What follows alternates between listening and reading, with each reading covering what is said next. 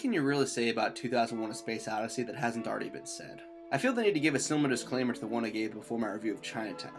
I'm not reinventing the wheel here. Yes, I'm giving you my own personal thoughts and opinions, but I'm willing to bet that everything I'm about to say has already been said and been said better. This movie is, after all, widely regarded as one of the greatest achievements of film as a medium, and I do love it, which is why I feel the need to throw my 2 cents in. I always think it's interesting to talk about some of the older capital G great movies today in 2015, because I found that a lot of people nowadays not only haven't seen the earlier classics, but they turn up their noses at movies made before a certain date. Sure, this is regarded as one of the best films ever made, but it was also made 46 years ago. The enormous praise surrounding movies like this doesn't exist in a vacuum. It's often a product of the time and place of the film's creation. I mean, Citizen Kane is regarded by some as the best movie ever made, and the cinematography was absolutely groundbreaking in 1941. And it's still pretty damn impressive by today's standards. But how would audiences react if Citizen Kane was released today? How would they react to 2001? To answer this question, I think it's important to note how audiences reacted in 1968. This movie was actually pretty polarizing upon release. I know there have been some conflicting views held by some of you. Sure, some people recognized it as a masterpiece right away, like the late Roger Ebert, who was actually in attendance at the premiere. But a lot of people thought it was boring, confusing, and masturbatory. Basically, the pacing, ambiguity, and lack of a cohesive narrative which frustrated audiences of today frustrated audiences in 1968 just as much. Well, I completely sympathize with your negative views. So why is this considered one of the crowning achievements of cinema? Why do I love this movie? I guess the first thing that I have to mention is the one thing that's been universally praised since its release, and that's the special effects. Stanley Kubrick, who might be the greatest American filmmaker ever, won his only Oscar for the visual effects on 2001. Also, the fact that the writer-director was also on the special effects team is indicative of how much Kubrick controlled every aspect of his movies. It was a well-earned Oscar, as these special effects were absolutely groundbreaking, paving the way for Star Wars 9 years later. Not only are these effects not dated, they're still damn impressive, especially for practical effects. More importantly, they're beautiful.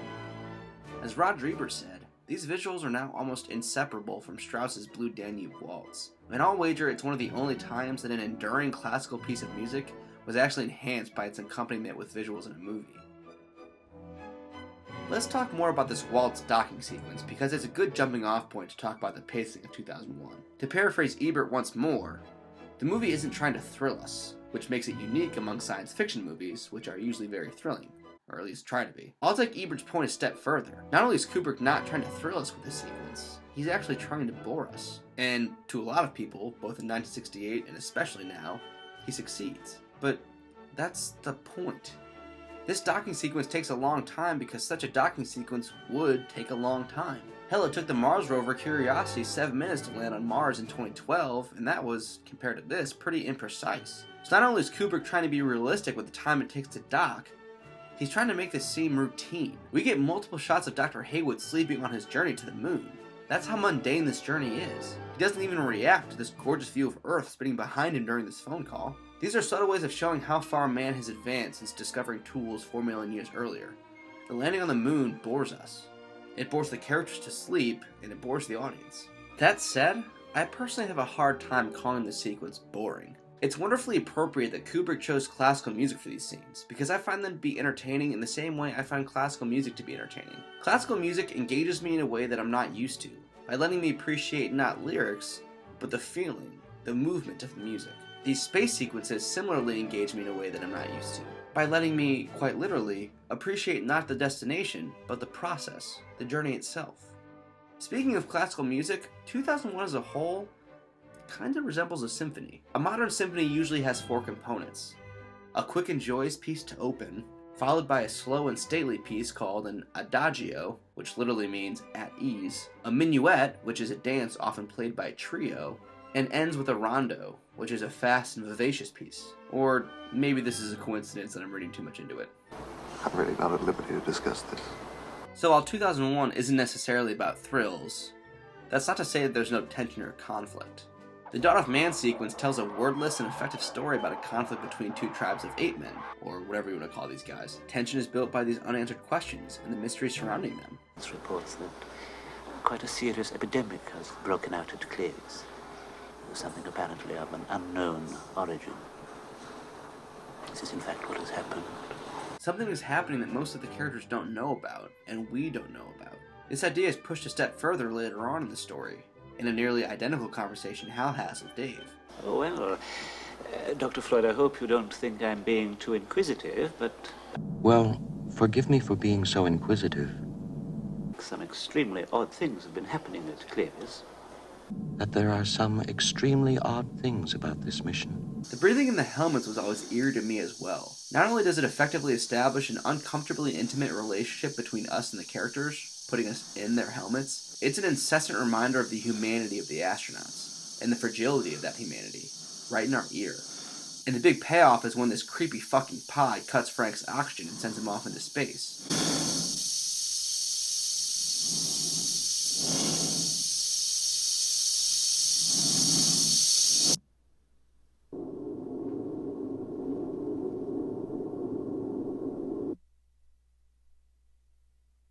The silence is deafening. The audience feels like it can no longer breathe because the sounds of breathing stop. And how about this moment? This is masterfully crafted tension. Because of the earlier comments about Hal's pride, I sensed a certain pride in his answer about his accuracy and perfection. and his comment showing his hubris, Well, I don't think there is any question about it. It can only be attributable to human error. we know that he's not going to take kindly to the plan of him being turned off. In the end, Hal is concerned about his own personal survival as much as any other character. But as tense as this is, I will concede that it's the first semblance of a plot development, and it takes place 88 minutes in. The point I'm making with all this is that, while it certainly has tension and conflict, 2001 is more concerned with appreciation and awe rather than thrills and excitement. It demands that we contemplate not only these beautiful images, but these ideas. The movie literally captures all of humanity, from the dawn of man to the infinite beyond. From this to this. Human existence fits between these two. It covers where we were, where we're going, and what this means. Let's start with where we were. If this is the quote-unquote dawn of man, that implies man was made in a definitive moment. We were non-human, and then at some point we became human. In this case, that moment is when we discovered tools.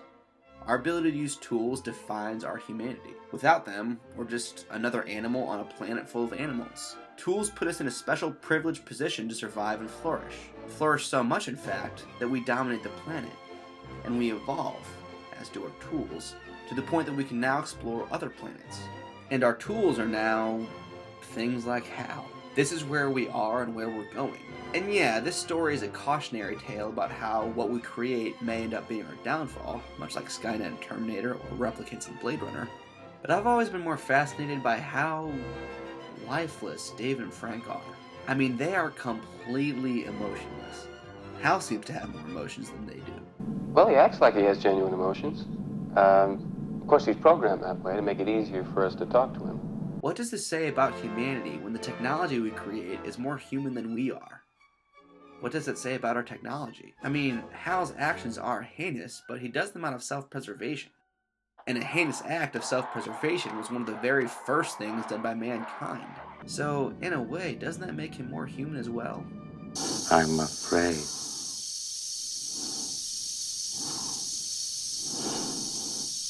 I'm afraid, Dave. I guess this all comes back to man's arrogance. Tools allowed us to dominate our planet, and we assumed we would dominate the universe when we left our planet. And we don't. We could even be killed by our own tools.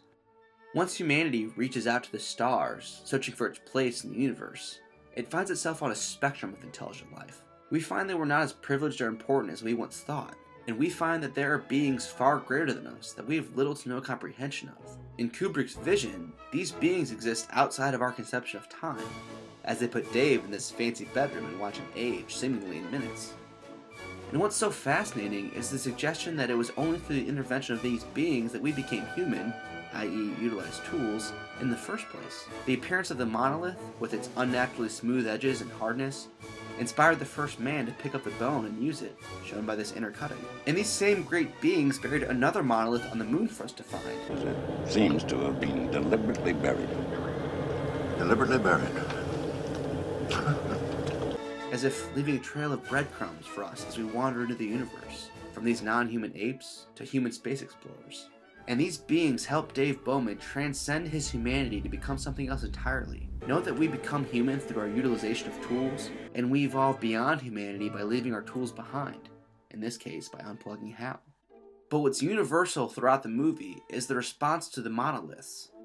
The 8 men slowly, cautiously, curiously reach out and touch it. The men on the moon mimic this action directly, and Dave, in his final moments as a human, also reaches out in an attempt to touch the monolith, like everyone else before him. This seems to be an appropriate image to sum up the movie. Man reaching out his hand to touch something we don't understand, to connect with something outside of ourselves, to touch transcendence. 2001: A Space Odyssey could also be called humanity's Odyssey. From humble beginnings and a simple existence on Earth, to a complex journey into space, to a struggle to survive the technology that we ourselves created, to a rebirth as a new being. And while the future of humanity is as uncertain now as it was in 1968, it puts a smile on my face when I picture us taking our place in the heavens.